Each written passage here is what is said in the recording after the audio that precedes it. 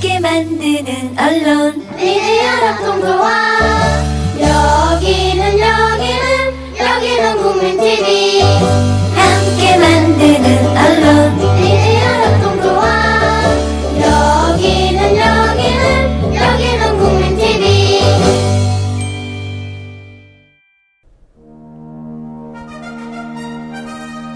안녕하십니까. 김영태의 행복한 교육세상입니다.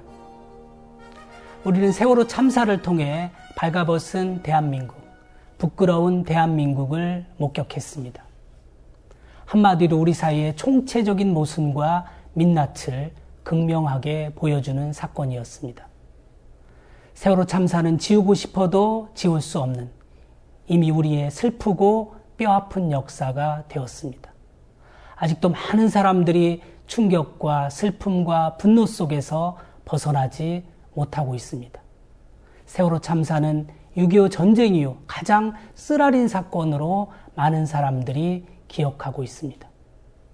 세월호 참사를 통해 특히 우리 교육계는 큰 교훈을 얻어야 합니다. 가만히 있으라고 해서 더 큰 참사를 빚었기 때문입니다.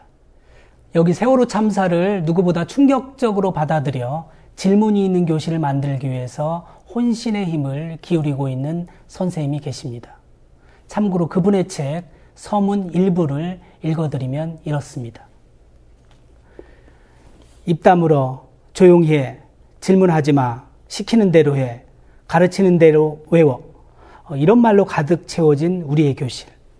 이 모두를 합친 가만히 있으라는 말. 이러한 교육이 길러낸 노예 같은 인간이 세월호라는 비극의 사건을 만들었다.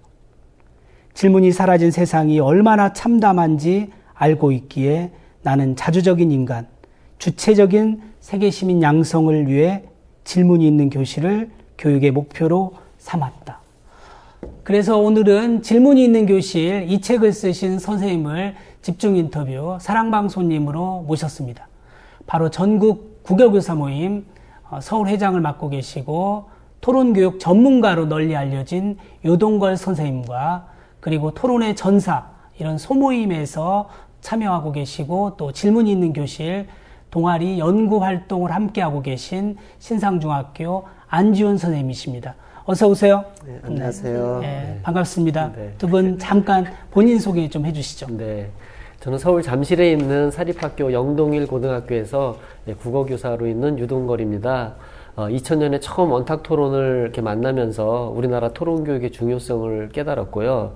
노무현 대통령의 이제 토론공화국 이후에 네. 토론이 이제 민주주의 실현에 굉장히 참 중요한 역할을 하는구나라고 하는 걸 이제 깨닫고 나서 이제 그때부터 꾸준히 토론 공부를 해오다가 2009년부터 네. 전국 국어교사 모임에서 이제 토론의 전사 연수를 기획하고 이제 운영하면서 우리나라 이제 교육 현장에 토론 교육의 뿌리를 내리기 위해서 활동을 하고 있습니다. 네, 고맙습니다. 다음 우리 안지훈 선생님. 네, 안녕하세요. 저는 서울에 있는 신상중학교에서 국어교사로 근무하고 있는 안지윤이라고 합니다. 저도 마찬가지로 유동건 선생님과 함께 토론의 전사 활동을 하고 있고요. 지금은 서울국어교사 모임에서 운영진으로 일을 같이 하고 있습니다.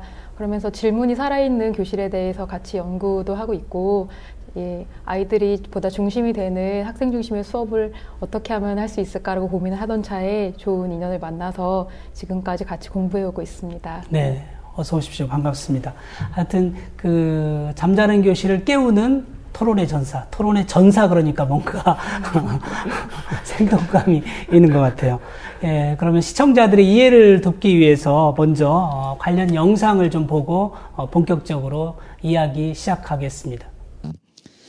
저희는 이제 아까 김동환 교육장님 말씀하고도 연관됩니다만 저희는 이제 질문이 있는 교실, 우정이 있는 학교, 그리고 삶을 가꾸는 교육, 혹은 사람이 있는 교육, 질문이 있는 교실, 우정이 있는 학교, 사람이 있는 교육. 그 얘기는 지금 우리 현실이 그렇지 못하다는 거죠. 2015년 달라지는 광주 교육에 대해 말씀드리겠습니다. 질문이 있는 교실 구현을 위해 배움의 감동을 만들어내는 300교원 수업 나눔 운동을 전개합니다. 네, 영상 보니까 좀 궁금해지네요. 참 많은 현안들이 있을 텐데 그중에 교육감들이 하필이면 가장 질문이 있는 교실, 이것을 가장 강조하고 있는 이유는 뭘까요? 네.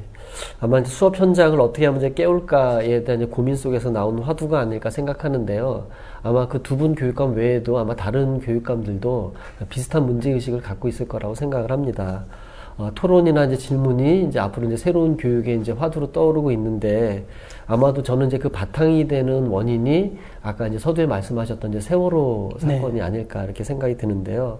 아마 뭐 국회에서 이제 그 김용태 그 진행자님께서도 세월호를 중심으로 그때 이제 토론회 진행하시는 것도 제가 지난 4월에 한번 토론했죠. 참여를 했었는데, 아마 이제 우리나라 교육의 시발점 혹은 뭐 이렇게 경계선이라고 할 만한 몇 가지 이렇게 사건이 있었다면 아마 이제 5.31 교육, 그 다음에 이제 세월호가 아마 이제 기존의 교육과 새로운 교육의 어떤 이제 분수령이 되는 이제 그런 시점이지 않을까 싶은데, 그 세월호 안에 있던 학생들이 뭐 방송에서 끊임없이 이제 가만히 있으라는 그런 어떤 방송을 들으면서 자신들이 좀 주체적으로 이 상황을 어떻게 판단해야 될지, 그 판단의 어떤 이제 그 근거가 그냥 자기 혼자만의 생각이 아니라 다른 사람들은 어떻게 생각하는지, 혹은 나는 이렇게 생각하는데 하면서 서로 간에 좀 이렇게 토의 토론하고 또 질문하면서 좀 문제의식을 좀 가졌다면 뭔가 좀 새로운, 우리가 그렇게까지 이렇게 아픔을 겪지 않아도 되는 상황이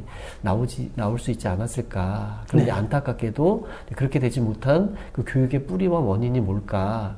그게 결국은 이제 질문을 하지 못하게 하고 침묵을 강요해온 어떤 이제 기존의 그 교육 풍토에 있지 않나라는 이제 그런 문제의식 속에서 두 분 교육감께서 1차적으로 질문 있는 교실이라고 하는 이제 그런 어떤 이제 명제를 좀 제시하신 게 아닐까. 그러니까요. 그동안은 질문 안 하는 교육이었는데 이제는 세월호 사건 이후에 질문하는 교육으로 좀 바꿔보려는, 뭐 교육감들이라면, 뭐 누구나 다 교육감들이라면 잠자는 교실을 깨우고 싶어 할 거예요. 그죠? 예. 안지훈 선생님도 그 세월호 참사에서 이제 우리가 교육적인 질문을 찾고 던지는 사람들이 점점 많아지지 않습니까? 좀 바람직해 보이고, 그래서 세월호 참사를 단순히 잊지 말자, 이런 정도가 아니라 병든 교육, 나쁜 교육을 치유하고 혁신하는 계기로 삼아야 한다. 이제 이런 목소리가 많은데, 선생님은 또 어떻게 보시나요? 예, 저도 굉장히 동의합니다. 대한민국 교육은 세월호 이전의 교육과 이후의 교육으로 갈라져야 한다고, 그리고 혁신해야 된다고 생각을 하는데요. 일례로 2011년에 그 노르웨이에서 오슬로 총기 난사 사건이 있지 않았습니까? 네네. 그때 민간인 76명, 77명 정도가 살해되었다라고 합니다. 근데 그렇죠. 그 중에 많은 사람들이 15세에서 19세의 청소년이었다고 해요. 그런데 그 사건 이후에 노르웨이 총리는 이런 말을 했다라고 해요. 우리는 보복을 하겠다. 어디에 보복을 하냐? 더 강한 민주주의, 더 큰 관용, 그리고 더 많은 인류애로 보복하겠다라고 이것이 사실 이야기했거든요. 많은 사람들의 가슴을 울렸어요. 뭐 교육이 이제 옛날식 교육으로 돌아가자는 거냐 그랬는데 그게 아니라 오히려 인류에 보복하겠다. 그죠? 네. 그렇게 얘기도 하고, 그 오슬로 시장 같은 경우에는 이런 문제들을 해결할 수 있는 것은 보안이 해결할 수 있는 것이 아니다. 이것은 우리 학생들에게 그리고 사회에 더 큰 존경을 가르침으로써 해결할 수 있다라고 얘기했습니다. 우리도 이러한 노르웨이 경우를 반면교사로 삼아서 이러한 커다란 참사를 더 나은 방향, 나은 교육으로 발전할 수 있는 계기로 삼아야 된다고 생각을 합니다. 그러니까 어떤 그 유동건 선생님 그 배 안에서의 그 수능, 그리고 지금 주장하고 계시는 질문이 있는 교실, 서로 가까운 듯 하면서 좀 멀어 보여요. 구체적으로 왜 그러면 질문이 있는 교실이 필요한가, 현실적으로. 이거 조금 설명해 주시죠. 네. 그 최근 우리나라에서 그 하나의 사건이 있었는데요. 그 미국의 오바마 대통령이 이제 G20 정상회담 때 이제 한국을 방문했다가 마지막에 이제 그 폐막 기자회견을 하고 기자회견장에서 갑자기 한국 기자들에게 이렇게 질문권을 준 사건이 있었습니다.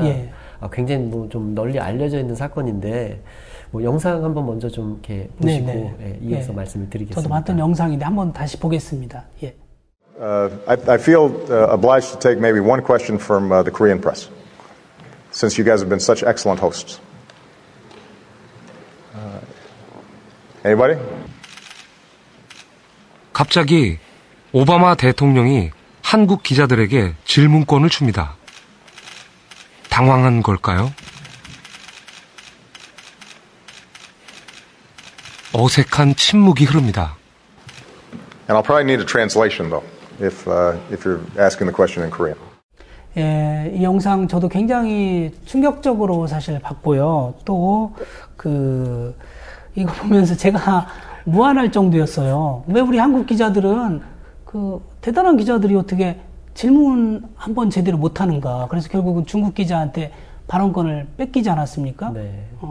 어떻게 보시는 거예요? 그러니까 이제 지금 현장이 우리나라 교육의 어떤 그야말로 민낯을 그냥 그대로 이렇게 압축해서 보여주는 장면이라는 생각이 드는데, 학교에서도 혹은 이제 우리가 어떤 모임에서도 뭔가 좀 공적인 자리에서 어떤 질문을 던졌을 때 대답을 못하거나 혹은 거꾸로 이제 질문을 해보라고 하면 왜 대부분의 사람들이 질문을 하지 못할까? 질문을 안 한 걸까요? 우리 기자들이 질문을 못 한 걸까요? 이렇게 한 반반쯤 섞여 있을 것 같은데, 예. 그러니까 되게 이제 우리의 어떤 전통과 문화가 그랬는지 모르지만 좀 이렇게 나서면 사람들이 이제 어떻게 바라볼까에 대한 의식이 굉장히 참 이렇게 강하고, 혹시 말 한마디 잘못했다가 창피당하지 않을까. 그게 이제 어렸을 때부터 이제 학교 현장에서, 그러니까 자기가 이렇게 좀 주체적으로 의사 표현을 했는데 주변에서 좀 이렇게 동의해주고 또 공감해주고 인정해주고 칭찬하는 분위기가 아니라 그러면은 이제 되는데, 이게 초등학교 때까지만 하더라도 어느 정도 아이들이 이제 저요저하면서 발표를 하면 선생님이 이렇게 칭찬해 주시고 이러면서 이제 교육적 분위기가 살아나는데, 중학교 들어가면서부터는 아이들이 이제 뭔가 이렇게 교육이 확 바뀌기 시작하면서 이렇게 자발적으로 자기 의사를 표현하고 또 상호 소통이 되는 이제 그런 문화가 잘 이렇게 이루어지지 않았다는 거죠. 그러니까 우리 교육이 어떻게 보면 아이들은 이제 제가 선생님 책을 보니까 어쨌든 저도 교사 출신으로 반성하는 게, 어떻게 보면 아이 때는 떠드는 게 정상이고 말이 많은 게 정상인데, 그럼 어떻게 잘 떠들까? 어떻게 잘 말을 하게 해줄까를 고민했어야 되는데, 우리 교육은 말하지 못하게 침묵하는, 그죠? 그래서 어떤 말만 못하게 하는 게 아니라 어떤 개성이나 소질까지도 생각까지도 좀 움츠러들게 만드는 그런 교육이 아니었나. 이렇게 지금 저부터 받은 교육도 그렇고 제가 또 교사로서 했을 때 그런 반성을 솔직히 해봐요. 그러니까 이제 언어나 말이 사실은 이제 인간의 의식과 문화를 이렇게 다 규정하니까. 그래서 이제 우리나라 같은 경우는 늘 이렇게 학교에 가면 이렇게 부모님들이 하시는 말씀, 선생님 말씀 잘 들어라. 근데 이제 프랑스나 이제 유대인들 같은 경우에는 학교에 가서 꼭 선생님께 질문을 이렇게 하고 와라. 라고 이제 어렸을 때부터 이제 그런 또 문화적인 풍토 자체가 좀 다른 게 우리나라 교육이 그동안 이제 그런 것들을 열어오지 못한 이유가 아닌가 싶고요. 그렇다면서요. 거기 조금 그러면 이 부분에서 거기 금방 말씀하신 말문을 터라 영상을 조금 보죠. 네, 같이. 예. 처음 학교에 갔을 때 있을 것 같아요. 그땐 하루에도 몇 번씩 손을 들어 묻고 대답했죠. 어느덧 중학생이 되었습니다. 선생님 말씀을 잘 듣고 열심히 받아 적습니다.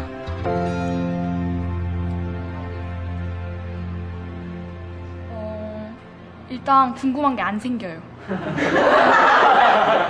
왜냐하면 공부를 하는데 어려운 것만 시키고 계속 프린트랑 공부만 책만 읽게 시키니까 궁금한 게 생기지도 않고 그냥 수업한다는 그거밖에 안 돼요. 그 사이 변해버린 아이들, 무슨 일이 있었던 걸까요?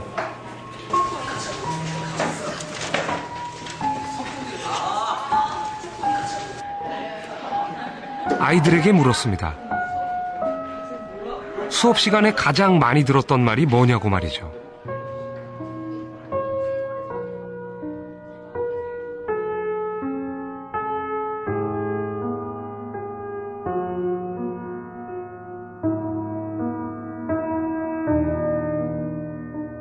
우리도 어디선가 많이 들어본 말들입니다.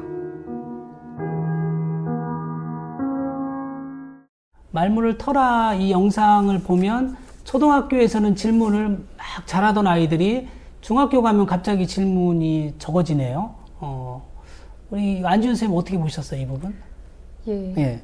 매우 안타깝고요. 예. 이제 아이들이 초등학교 때, 유치원 때는 저요저요 질문을 하다가 중학교 들어오고 고등학교 들어오면서 점점 말을 한다던가 수업 시간에 질문을 하는 것을 좀 억압해가는, 그리고 그런 것들을 내재화해가는 과정들이 어떻게 보면 우리 교육 전체가 만들어낸 슬픈 자화상이 아닐까라는 생각이 듭니다.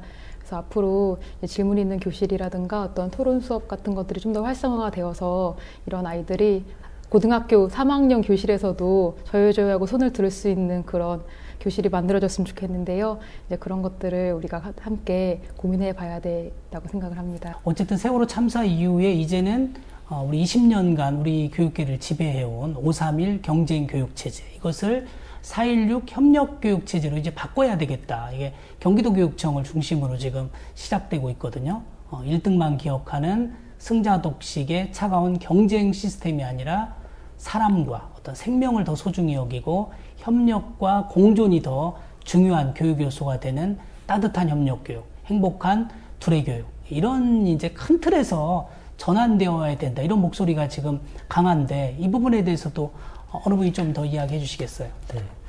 그러니까 이제 531 교육개혁 이전까지는 거의 이제 어떤 억압과 획일화 교육이었다고 한다면, 네. 이제 김영삼 정권 시절에 이제 531 교육개혁안이 나오면서 뭔가 좀 이렇게 다양성을 중시하고, 또 이제 어떤 그 교사와 이제 공급자 중심에서 또 이제 수요자의 입장을 굉장히 많이 배려하고, 그 다음에 이제 규제를 좀 강화했던 것을 갖다 좀 약간 이렇게 풀어서 좀 이렇게 자율성을 좀 확대하는 예. 그런 방향으로 그렇게 전환을 한 것이 나름대로의 좀 성과와 의미는 있었는데, 그러나 또 밑바탕에는 이제 또 자본과 효율을 중시하는 신자유주의의 어떤 그런 교육 정책들이 뭔가 어떤 그 교육을 갖다가 이렇게 또 감싸 안고 또 누르는 이제 이런 어떤 이제 현실로 이렇게 흘러가다 보니까 자유를 강조하긴 했지만, 그러니까 새로운 어떤 이제 경쟁 체제가 더 강화돼서 뭐 사립초등학교라든지 특목고, 자사고 이러면서 이제 어떤 또 이렇게 서열화를 이렇게 이루어내면서 결국 이제 어떤 그 학생들은 뭐 죽음의 트라이앵글이라고 하는 어떤 삼중의 고통을 겪기도 하고, 또 자살이라든지 굉장히 많은 어떤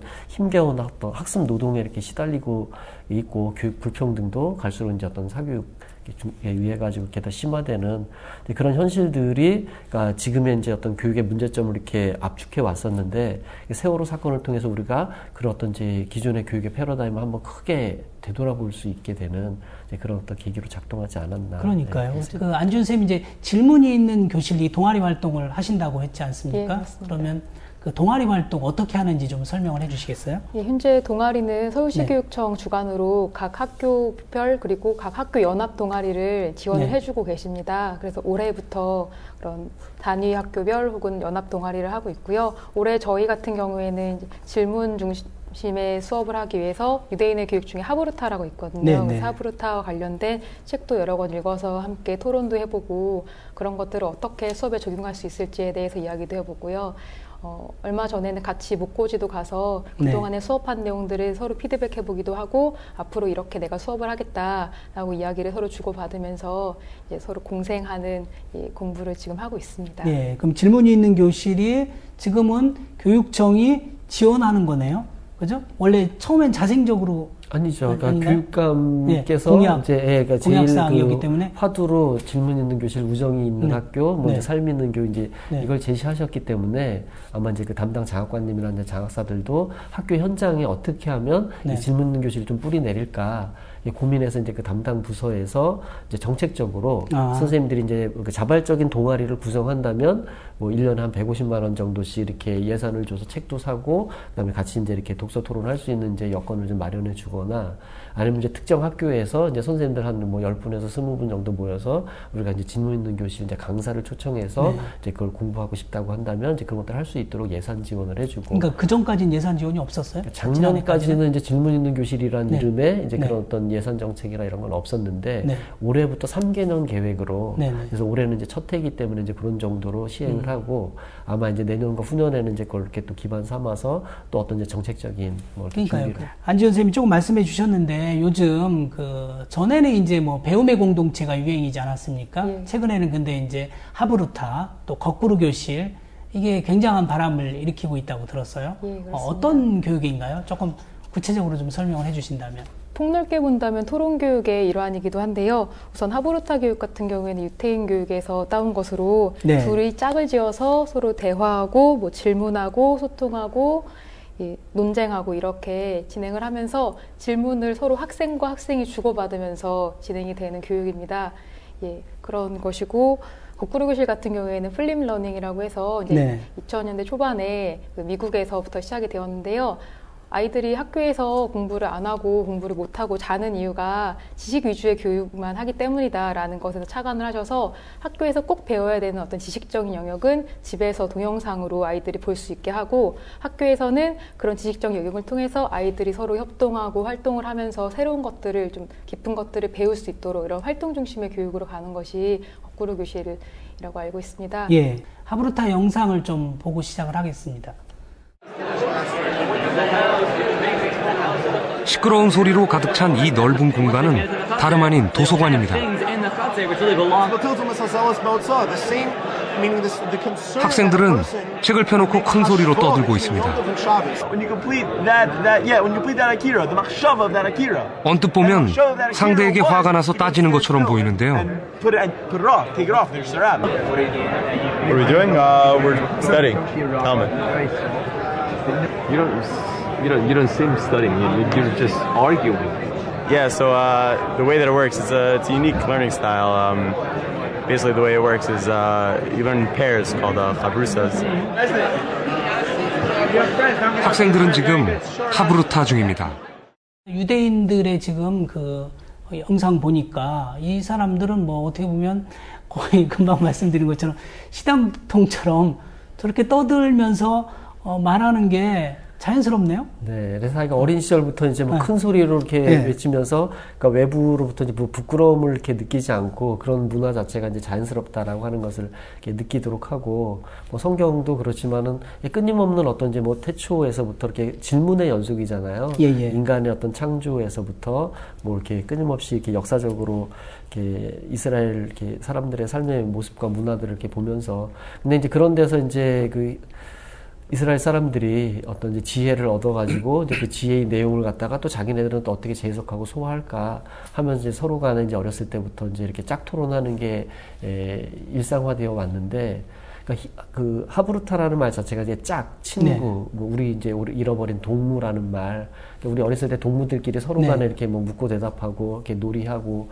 하는 어떤 이제 그런 전통을 생각해 보면 사실 이제 우리 안에 뭐 하브루타나 이런 게 없는 것이 아닌데, 그 동안에 이제 어떤 이제 수직적인 또 일방적인 어떤 이제 그런 교육에 의해 가지고 그런 것들이 좀 이렇게 가로막혀 왔었고, 학교에서 선생님들이 제일 처음에 이제 학생들한테 이제 그런 하브루타나 토론 수업을 하면 일단 아까 이제 시끄러우니까 옆반에서 어떻게 생각할까, 교장 선생님이 혹시 돌아다니시다가 보고 뭐라고 하시진 않으실까, 뭔지 그런 해프닝도 많이 있죠. 도대체 선생님이 없는 줄 알고 막 이렇게 문 열고 들어왔다가 한쪽에서 보니까 선생님은 또 이렇게 모든 별로 이렇게 돌아다니면서 지도하고 계신데, 이제 그런 어떤 이제 과거에 우리가 꼭 교사만이 이렇게 권위를 갖고 이야기를 하고 학생들은 이제 수동적으로 들어야만 한다는 이제 그런 어떤 이제 그 패러다임 속에 이렇게 좀 이렇게 갇혀 있었는데, 그런 것들을 좀 깨는 이제 어떤 그런 새로운 문화라고. 그러니까요. 하브루타 같은 또는 아니면 모든 수업, 학생 중심 수업이 좋다는 건 우리 선생님이 다 알고 있잖아요. 근데 네. 하기 어려운 지금 요소들이 있는 거 아닙니까? 그래서 아까 관리자들, 소위 말하는 교장 교감 선생님이나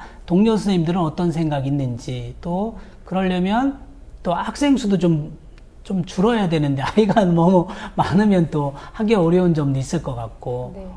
좀 어떻게 해요? 장애물은 어떤 게 있고 좀 보람은 또 어떤 게 있나요? 뭐 장애물 같은 경우에는 가장 먼저 말씀하신 학생 수가 조금 적으면 20명 안팎이면 참 좋겠다라는 생각을 하는데요. 이제 그런 것들은 점차 나아질 거라고 생각을 하고 있고, 또 아까 앞서 말씀하신 대로 너무 시끄럽다, 이제 이러한 걱정을 했는데요. 점점 학교 선생님들이라든가 교장 교감 선생님들의 인식이 이제 그렇게 해야지 아이들이 배우는 것이다라고 생각을 하셔서 이제 많이 배려도 해주시고, 저희 학교 같은 경우에는 교과교실제가 실시되기 때문에 교실이 뜨문뜨문 이렇게 있어서 서로 상호간에 시끄럽거나 그러지는 않는 상황인데요. 이제 학교마다 조금 차이가 있을 것 같습니다. 그리고 이제 뭐 학부모들이나 학생들 가운데는 그러니까 여전히 이제 강의식 또 주입식 교육을 원하는 또 그런 이제 경우도 있습니다. 그러니까 아무래도 이제 자기네들이 스스로 뭔가를 이렇게 펼치는 것에 대해서 부담스럽거나, 아니면 이제 입시 자체가 여전히 이제 이렇게 뭐 프랑스처럼 바칼로레아로 자기의 어떤 이제 지적인 역량이나 철학 같은 것들을 충분히 드러낸다든지, 혹은 이제 뭐 토의 토론으로 이렇게 그 학생의 이제 역량을 갖다 이렇게 평가한다든지 그런 또 평가 체제가 아직 바뀌지 않은 상태에서 네. 이제 그런 이제 수업을 접목하려고 하니까 중학교는 그래도 비교적 좀 수월하게 좀 이렇게 평가권하고도 같이 좀 연계가 되는데 고등학교 이제 고학년이 될수록 이제 그런 좀 어려움도 이렇게 좀 있기는 하고요. 그러니까요. 네. 그런 게 이제 당연히 지금 학교 안에 약간 장애물이나 방해물도 좀 있을 것 같고요. 그러나 이제 그런 거는 극복이 좀 가능한데, 그렇죠?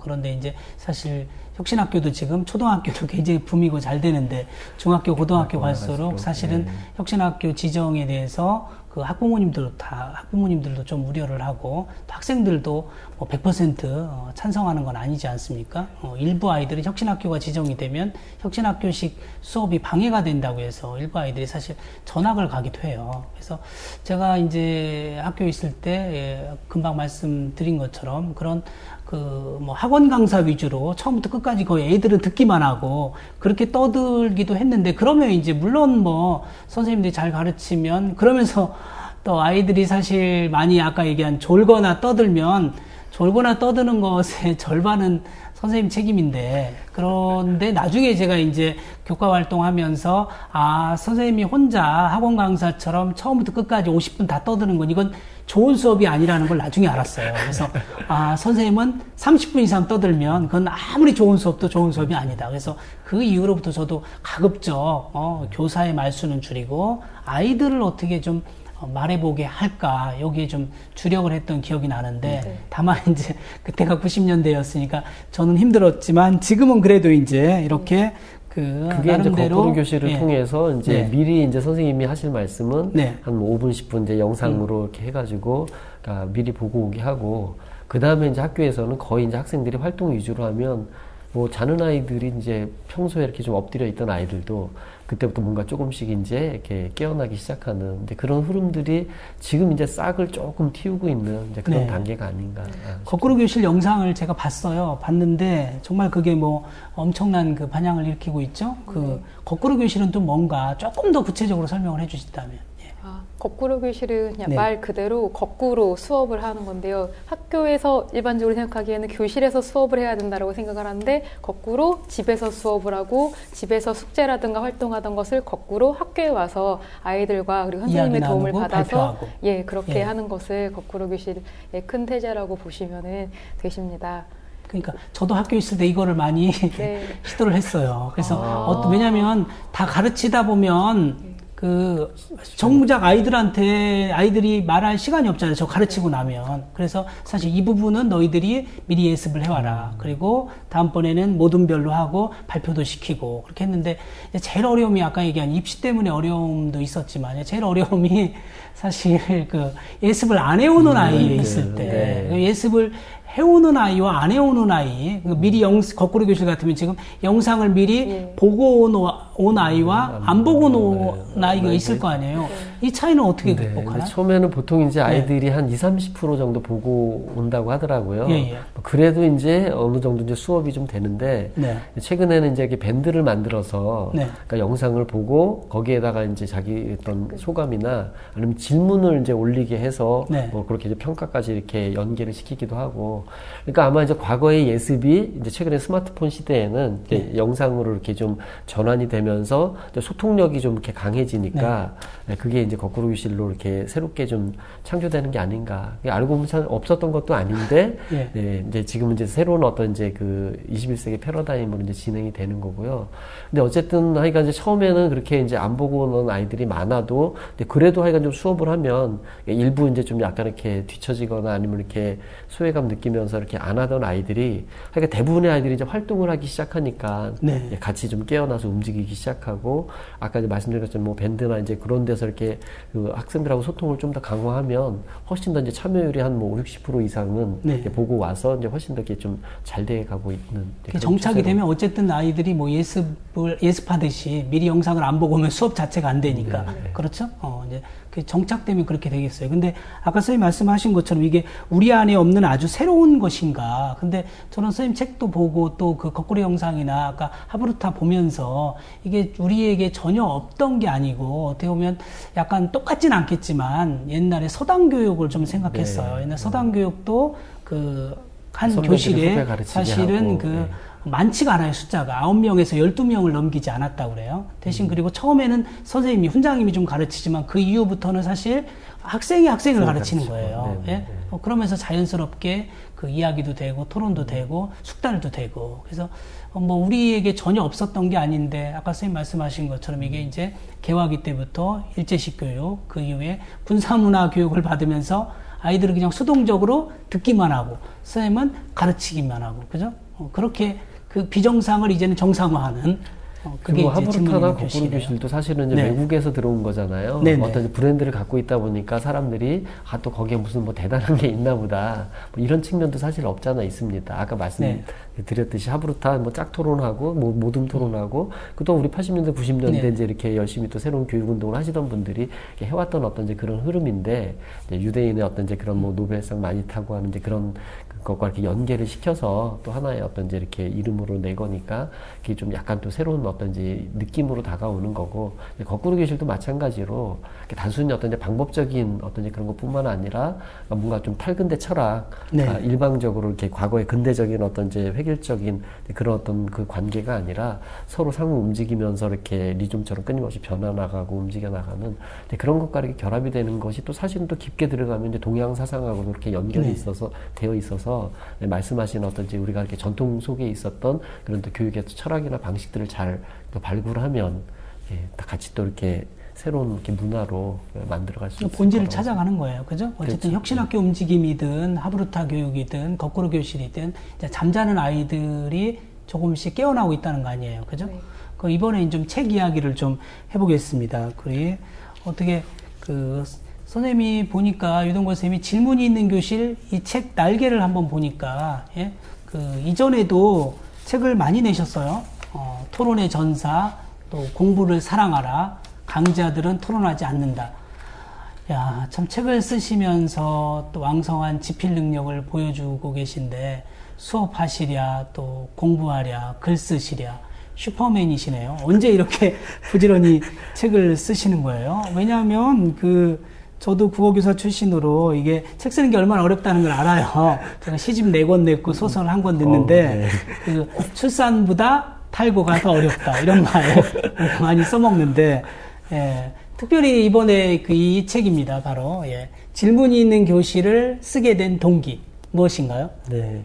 제가 이제 처음 책을 이렇게 낸 것은 2012년에 이제 토론의 전사라는 책이었는데요. 그러니까 이제 몇 년 동안 꾸준히 이제 토론 공부를 해온 이제 성과들을 이렇게 모아가지고 아까 말씀드렸듯이 이제 토론 교육의 필요성을 이야기를 했는데 저는 이제 글을 쓰는 게 제가 이제 다른 활동들을 많이 이렇게 잘 할 수 있으면 사람마다 다 자기 또 이렇게 분수와 깜냥이 있잖아요. 저한테는 이제 일종의 글 읽기와 이제 책 쓰기가 이제 사명감처럼 이렇게 다가왔는데 87년도 이후에 이제 이렇게 끊임없이 이제 정권 교체를 하고 이제 민주화를 우리가 이렇게 추진해 왔지만 과연 이제 실질적인 이제 민주주의를 이루었는가?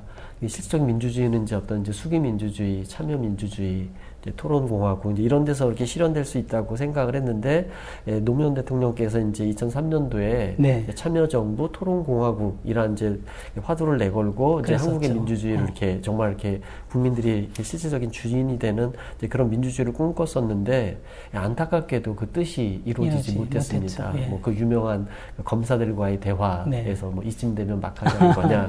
그러니까. 네, 거기에서 이제 뭔가 토론 자체를 갖다가 이렇게 무산시키려고 하는 보수적인 그런 어떤 이제 세력들에 의해 가지고 대통령 한 분의 힘으로는 토론 공화국 민주주의가 이루어지는 것이 아니라 정말 깨어 있는 시민들의 어떤 자발적인 참여와 토론이 이 세상을 바꿀 수 있는 거구나. 거기에 이제 좀 이렇게 감명을 받으면서 그러니까 현장에서 그냥 꾸준히 이제 토론 공부를 좀 해야 되겠다. 하던 것이 이제 논술을 통해 가지고 이제 논술은 또 일종의 이제 입시로 이렇게 블랙홀로 빨려 들어가 버렸는데 저는 이제 논술보다는 이제 토론이 훨씬 더 이제 민주주의 교육 시민 교육에 이제 의미가 있지 않을까 이렇게 생각을 해봤었고 하여간 이제 토론에서 제일 중요한 그 2가지 화두가 저는 이제 소통하고 이제 질문이다 이런 생각을 평소에 갖고 있었는데 소통은 이제 이명박 대통령이 그러니까 그 광우병 쇠고기 촛불 집회 때 예. 벽을 쌓으면서 그 국민들의 염원을 무시하고 예. 산성을 쌓아서 그때부터 이제 정말 우리 한국 모든 사람들이 소통이 정말 절실하게 필요하고 중요하구나 하는 걸 깨닫기 네. 시작했고 네. 그 다음에 이제 세월호 사건을 겪으면서 이제 질문의 어떤 이제 의미가 조금 더 깊이 다가와서 마침 이제 교육감께서 이제 질문 있는 교실을 이렇게 화두로 제시해서 질문을 뭔가 좀 이렇게 화두로 해가지고 그 토론과 연계해서 이제 민주주의 교육, 깨어있는 시민 교육에 좀 바탕이 되는 이제 그런 걸 제가 좀 나름대로 기여할 수 있다면 한번 해봐야 되겠다. 하여튼 선생님이 대단한 게 그냥 교실 안에 갇혀 있는 것도 아니고, 예? 또 시대적인 아까 흐름, 노무현 대통령 얘기도 하셨고, 또 이명박 대통령 얘기도 하셨고, 그래서 아이들을 어떻게 하면 깨우고, 그러니까 논술, 저도 뭐 학교 있을 때는 논술 좀 아이들 많이 입시 때문에 어쩔 수 없이 논술을 좀 가르쳐 주는 이런 일이 있었는데, 사실 입시와 관여되지 않으면 선생님들이 이렇게 열심히 하지 않잖아요. 근데 일찍부터 토론 문화에 눈을 뜨셔갖고 이게 좀 필요하다. 그렇게 하셨고, 이제는 질문이 있는 교실이 정말 필요하겠다. 그래서 책까지 쓰셨어요. 예. 근데 이제 책을 보니까요, 제가, 책 속에서 뭐, 그 대장금 이야기도 나오고요. 또, 쇼생크 탈출, 뭐, 또, 킹스 스피츠, 뭐, 미생 등, 참으로 다양한 그 영화나 드라마가 나오잖아요. 그죠? 그래서 그 질문의 힘과 의미를 소개하고 계신데, 왜 이렇게 이런 어떻게 보면 드라마나 우리 주변에서 많이 본 그 드라마나 영화를 활용하는 이유는 뭐죠? 그러니까 이제 요즘 세대들이 어떤 네. 이제 이성적이고 논리적인 것보다는 되게 이제 영상이나 이제 감각적이고 감성적인 것에 이렇게 네. 익숙하잖아요. 그래서 일단 이제 소통을 하기 위해서는 이제 그런 다양한 매체들을 이제 활용하는 게 이제 좋겠다는 생각을 했고요. 그리고 대장금 같은 경우는 뭐 국민 드라마로 아마 대부분의 그 시청자들께서 이렇게 보셨을 텐데, 저는 이제 그런 영상들을 보다가, 요 장면은 굉장히 참 이렇게 교육적으로 또 인생에 있어서 중요한 의미가 있는 장면이다. 이제 그런 것들을 갖다 이렇게 좀 기억을 해놨다가 나중에 이렇게 글을 쓸 때 많이 활용을 하는 편입니다. 예, 잠깐 여기서 그 대장금 한 대목 보고, 그리고 또 이야기 나누겠습니다. 물을 떠오너라. 물을 떠와. 어찌하여 자꾸 물을 떠오라 하십니까? 따뜻한 물도 안 되고 찬물도 안 되고 나뭇잎을 띄워도 안 되고. 너는 이미 알고 있느니라. 어찌하여 흙비를 끓였더냐? 어머니께서 그리하시는 것을 보았기에. 어머니께서는 왜 그리하셨느냐? 혹 제가 어디 아플까 염려하시오. 물을 떠오겠느냐? 혹 아랫배가 아프시진 않으신지요? 아니다. 혹 오늘 변은 보셨는지요? 보았다. 혹 목이 아프지는 않으신가요? 원래 목은 자주 아프구나.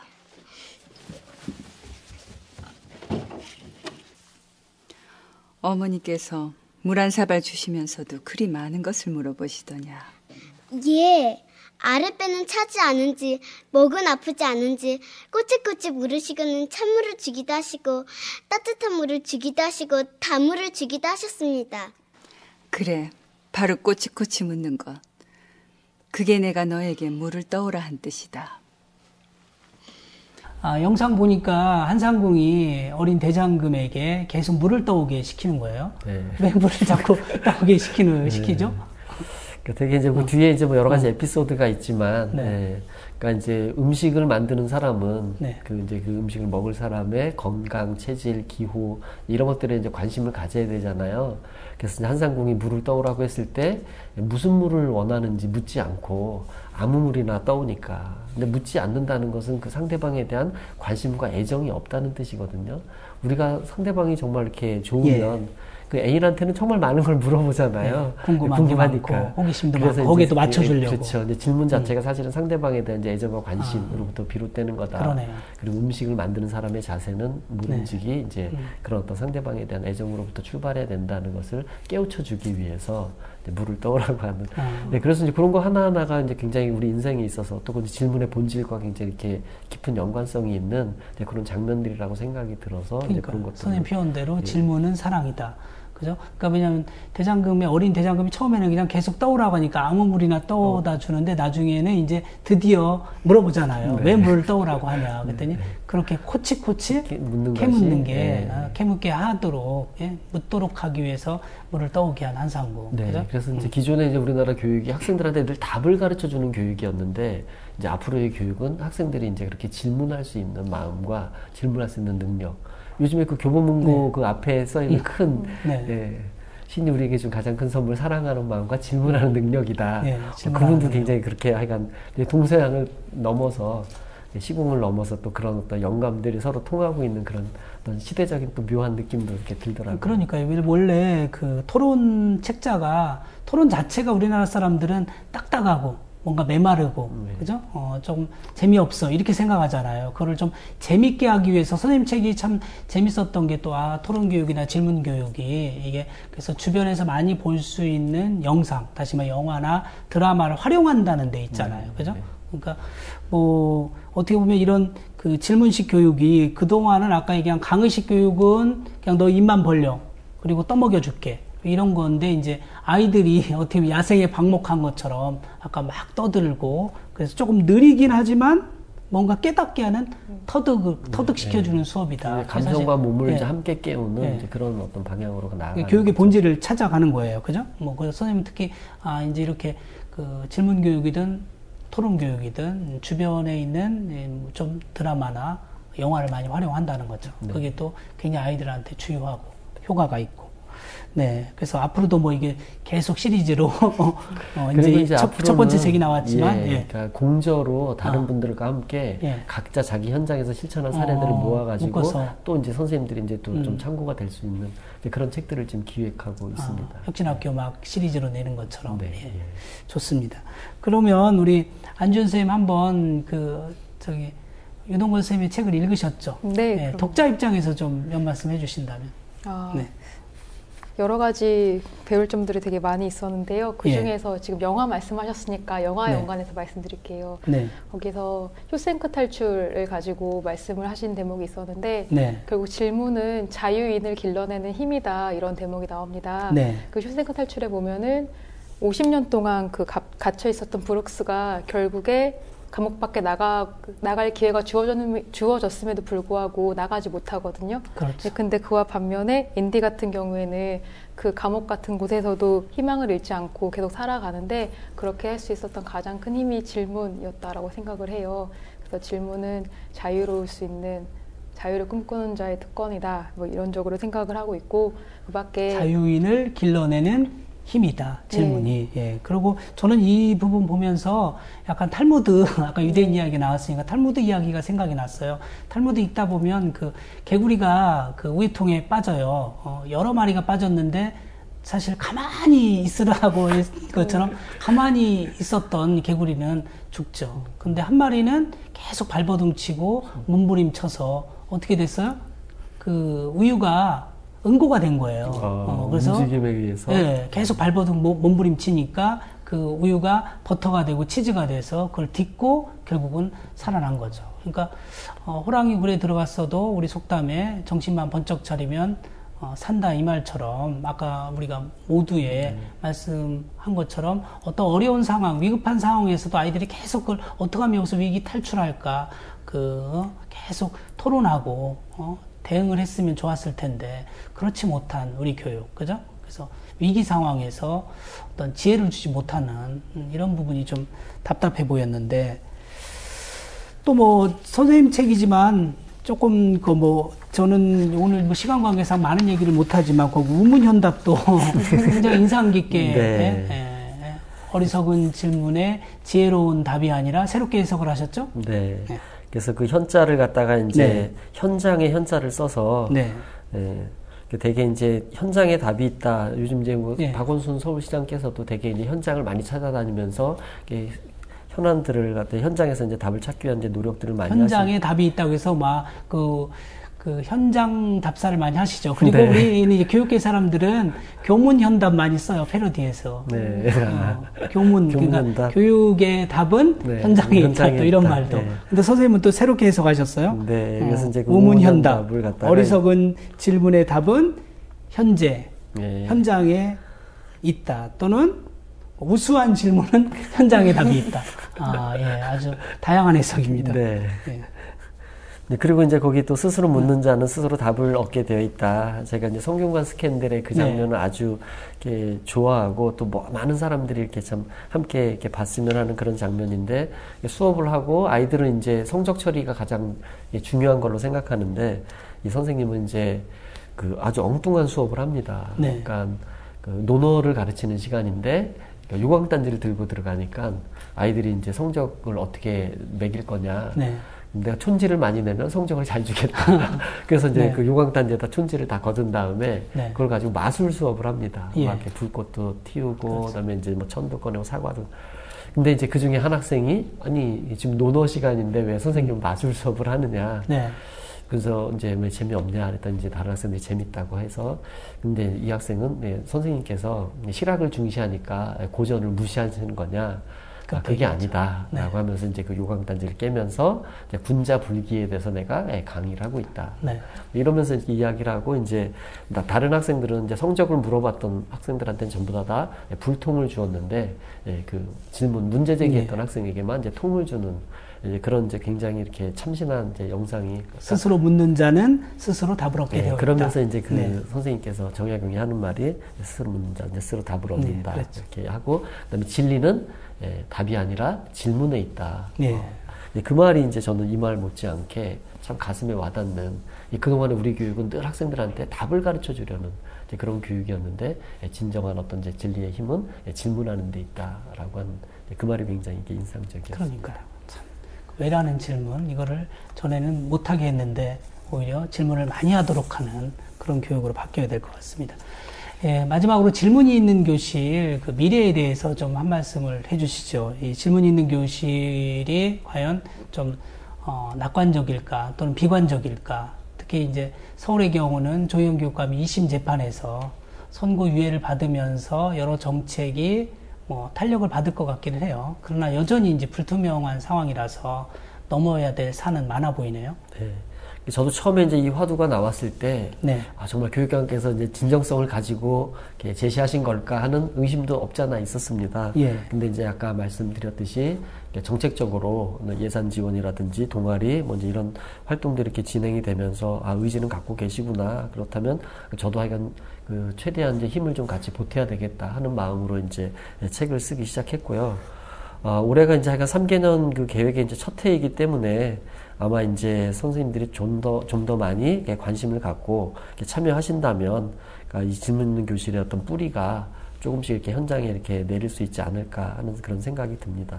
그러면 마지막으로 우리 두 분 쌤이 하고 싶은 말씀이나 강조하고 싶은 말이 있으면 좀 해주시죠. 예, 우리 안지훈 쌤부터. 네.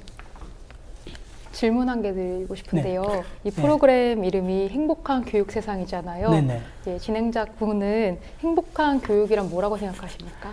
제가 이제 늘 끝날 때나 아니면 늘 제가 시간 날 때마다 부르짖는 게 지금 교육 때문에 고통스러운 대한민국을 어떻게 해서라도 조금이라도 교육 덕분에 행복한 대한민국 만들자, 이렇게 이제 입에 달고 다녀요. 그러니까 그건 왜 그러냐면 제가 이제 교사 출신이고 교육위원을 거치면서 너무 많은 우리 아이들이 학교 생활을 힘들어요. 공부 때문에 너무나 힘들어 하는 거예요. 심지어 그래서 학교를 그만두는 아이, 심지어 꽃다운 목숨을 끊는 아이들도 있잖아요. 그래서 이거는 교육이 아니고 아까 얘기한 사육에 가깝다. 그 아이들을 그럼 진짜 어떻게 하면 이 아이들을 좀 행복하게 교육다운 교육을 해줄까. 그래서 핀란드도 가보고 스웨덴도 가보고 요새 혁신학교 붐 일으키듯이. 그래서 사실은 행복한 교육이라는 거는 우리 나라에서는 사치스러운 말이에요. 사실 어떻게 해서든지 저는 조금 고통을 조금이라도 덜어주고 싶다. 그래서 김영태 행복한 교육 세상은 행복한 교육 세상 만들기. 그렇게 이해하시면 좋을 것 같습니다. 네. 그래서 학생들에게 가끔씩 질문을 하거든요. 네. 근데 지금 선생님께서는 행복한 교육에 대해서 여러 가지 생각들을 많이 가지고 계시기 때문에 이렇게 바로 답을 하시지만, 학생들 같은 경우에는 이렇게 질문을 하면은 거의 다 질문을 못하고 머뭇거리기 마련이거든요. 그래서 제가 질문에 대한 공부를 하면서 네. 만났던 시가 하나가 있는데, 자, 이 시는 질문과 직접적으로 연관된 건 아니지만 제가 질문 수업을 하는 이유와 연관이 되어 있어서 잠깐 읊어드리도록 하겠습니다. 이 학생은 정현주라는 고등학생이 쓴 시이고요. 제목은 이따가 맞춰주십시오. 질문? 너무 어려운데요. 출발! 달려라 더 빠르게 벗겨진 신발을 뒤돌아볼 시간은 없다. 도장은 1등에게만 찍어줄 거야. 쉬지 마라. 뒤돌아보아도 출발점이 보이지 않고 고개를 들어 도착점이 보이지 않아. 그래도 눈 감지마. 내가 서 있는 곳도 보이지 않을 테니 숨이 턱까지 차올라도 내뱉지만 고통의 시간을 삼켜 숨쉬지 마.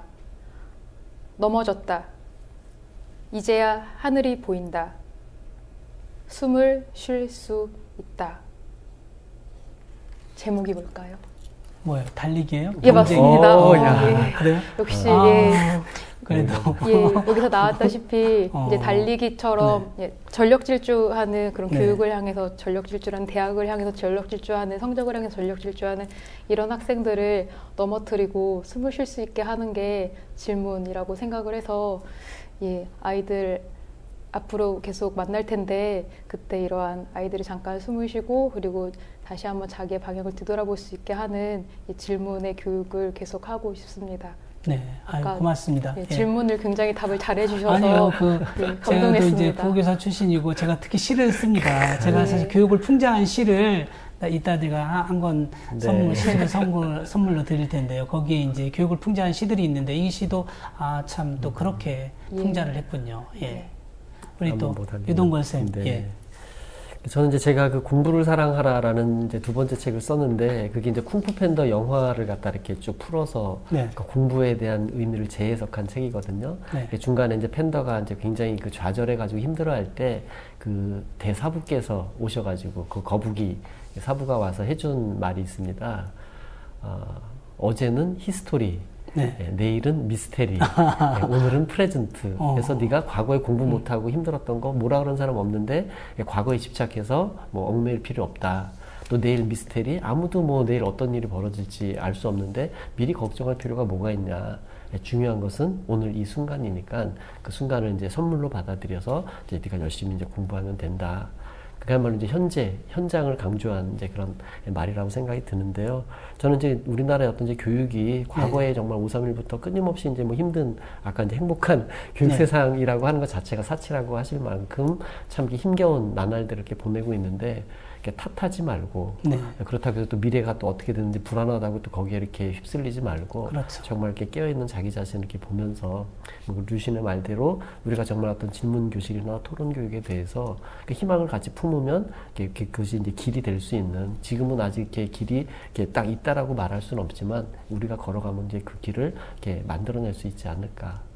그런 말씀을 드리고 싶습니다. 아이고, 선생님 고맙습니다. 하여튼 저도 뭐 어떻게 보면 사무정신으로 살거든요. 무슨 말이냐면 소거름으로, 그러니까 그 우공이산, 그 다음에 우보천리, 그 다음에 우보호시. 호랑이 눈으로 바라보면서 그런 저로 뚜벅뚜벅 걸어가다 보면 세상이 바뀌지 않을까. 그래서 우리가 교육 희망을 찾는데 어떤 사람 희망이 없다 이렇게 얘기하는데, 희망이 없으면 희망을 만들어야죠. 특히 우리 아이들을 위해서는 전 두 분이 희망을 만드는 분이다, 또 학교에 신바람을 넣는 분이다, 이렇게 오늘 보니까 여겨지고요. 대신 이제 이게 학교 안에서 이렇게 몸부림치고 발버둥 치는 것만으로는 부족하잖아요. 그죠? 우리가 그래서 오늘 한자 수어가 많이 나오네요. 줄탁동시, 그죠? 또 그래서 알을 깨는데 안에서는 병아리가, 그리고 밖에서는 어미닭이, 그렇게 해서 함께 알을 깨서 이제 합력해서 선을 이룬다고 하는 것처럼, 이렇게 학교 현장에서 이렇게 선생님처럼 또 많은 선생님들이 사실 학교 현장에 아까 그 구습이라고 할까, 잘못된 걸 깨기 위해서 정말 많이 노력을 하잖아요. 근데 그거에 비해서 우리 교육 당국은 너무 사실 좀 노력을 게을리 하는 거죠. 그래서 아까 그 병아리가 알에서 작은 소리를 내는데 그 어미닭이 그걸 알아듣고 사실 밖에서 좀 도와주거든요. 근데 우리는 안에서 아이들이 너무 많이 힘들다고 알을 깨려고 많이 몸부림치는데, 정작 우리 교육당국들은 얼마나 우리 아이들한테 귀 기울이나, 이런 생각을 사실 오늘 방송하면서 해왔습니다. 두 분 하여튼 오늘 귀한 시간 내주셔서 고맙습니다. 앞으로도 질문과 대답이 있는 교실, 토론 문화가 살아있는 학교를 위해서 더욱 애써주시기 바랍니다. 고맙습니다. 감사합니다. 여러분 오늘 방송 잘 보셨습니까? 오늘 두 분 선생님의 이야기를 통해서 왜 우리에게 질문이 있는 교실이 필요한지 잘 아는 계기가 됐으리라고 봅니다. 오늘 마무리 발언은 유동걸 선생님의 책 그 질문이 있는 교실 한 부분을 읽어드리는 것으로 대신하고자 합니다. 우리는 왜 질문을 버렸는가? 언제부터 우리는 질문을 꺼려하고 어려워하기 시작했는가? 나라가 자주성을 잃으니 학교도 교육도 선생도 자주성을 잃어버렸고, 교사가 자주적이지 못하니 학생들도 질문과 자기 목소리를 잃어버렸다.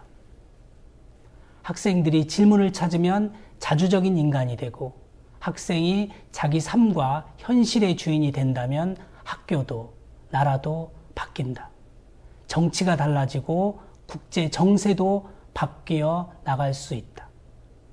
하루아침에 이루어질 수 있는 말은 아니지만 영 불가능한 꿈도 아니다. 문제는 언제 어떻게 학생들이 스스로 묻고 답을 찾는 교육이 가능한가이다.